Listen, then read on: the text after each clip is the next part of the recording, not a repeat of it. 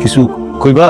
আসগর চাচারে বলছিলাম মানে আমি এখান থেকে আল্লাহর রহমতে যা পাইতেছি সব মিলিয়ে আমার চলে যাইতেছে, আল্লাহ চালিয়ে নিতেছেন। বাড়িতে তো একদমই পাঠাতে পারি না, আমার বেতনটা যদি একটু বাড়ানো যাইতো। আজগর ভাই, আগামী মিটিং এ ওর বেতনটা নিয়ে তোরা একটু আলোচনা করুন না। ঠিক আছে। ওয়ালাইকুম আসসালাম। আসসালামু আলাইকুম। বাবা কেমন আছো? জি আলহামদুলিল্লাহ ভালো। তোমার শরীরটা কেমন বাবা? জি ভালো আব্বা, আপনি কেমন আছেন? আপনার শরীরে কি অবস্থা আম্মা? এখন একটু ভালো আব্বা, টাকা পয়সা কিছু ব্যবস্থা করতে পারছো? জি আম্মা, আমি ব্যবস্থা করতেছি, আল্লাহ ভরসা। আলিফ মজম সাহেব, আসসালামু আলাইকুম।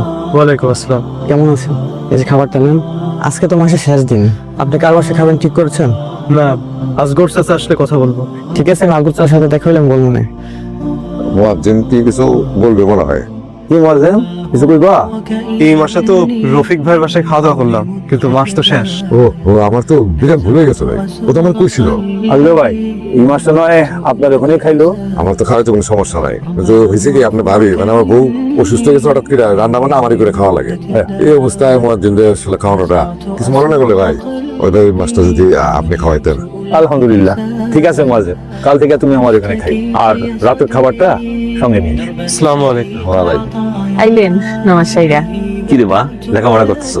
ও রুজানের মা, যে কথা কইতেছি, আমি ওই যে মজিন ইব্রাহিম আছে না, ও তো রফিকের বাড়িতে মাস কাবারি খাইতো। এরপর আমি কইছিলাম আজগার বাইরে যেন এই পরের মাসটা খাওয়ায়, দেহার বহুত অসুস্থ, খাওয়াইতে পারবো না। তো আমার আজগার ভাই কইলে যে ফরিদ ভাই আপনি এই মাসটা চালায়, তো আমি কইলাম আলহামদুলিল্লাহ, ঠিক করছি না?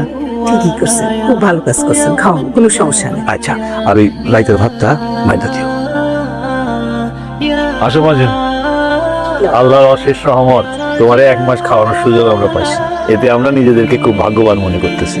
এলাকার মুরব্বী হিসেবে মসজিদের উন্নতি করতে যা লাগে আমি তা করব। আলহামদুলিল্লাহ চাচা, আল্লাহ আপনার এই সদিচ্ছা পূরণ করুন। না বাবা, মাস নুরজানের মা, মজিনের রাতের খাবার রেডি করছো? নুরজান রেডি করতেছে। নুরজান, জি আব্বা। মজিনের রাতের খাবারটা রেডি করছো? জি আব্বা, গুছানো আছে। নিচের বাটিতে ডাল আর উপরের বাটিতে মাছের ঝোল আছে, খেয়ে নেবেন। আর কখনো কিছু খেতে মন চাইলে জানাবেন, আম্মা রান্না করে দিবে।